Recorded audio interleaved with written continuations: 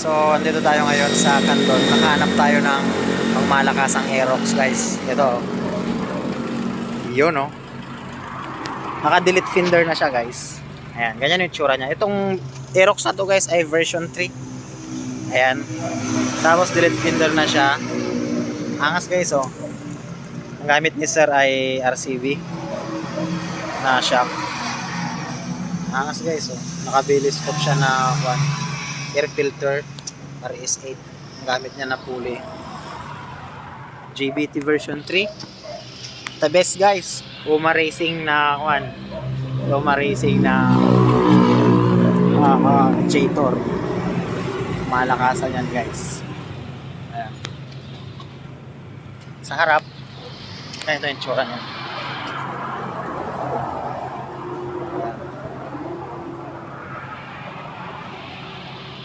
Ayan.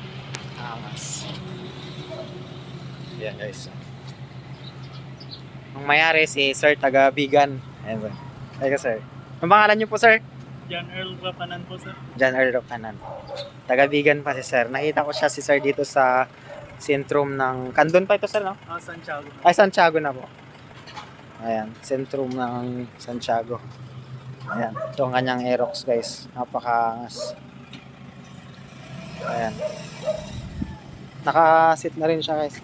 Magkano ang bili mo dito sa kanito mo, sir? Customized. Ay, customize lang. 2K po yung ano niya. 2,000 na daw siya, guys, yung ganito. Pina-customize. Ito ba yung stock niya, sir? Opo. Stock niya. So, maganda siya. Parang naglalak para kapag mag-racing kayo, hindi siya basta-basta maulog yung upot niya. Yes, ganda na, guys. Parang nakakamit siya. Tapos, naka-side mirror na rin siya. Ayan. So, angas. Ayan. Aerox version 3. Ayan.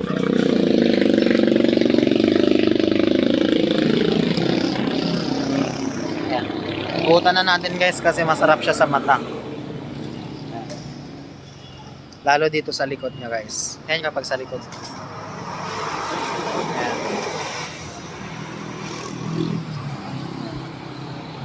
So itong shock niya, guys, sabi ni sir hindi pa siya nakatimpla. Kakabili niya lang daw siya kahapon.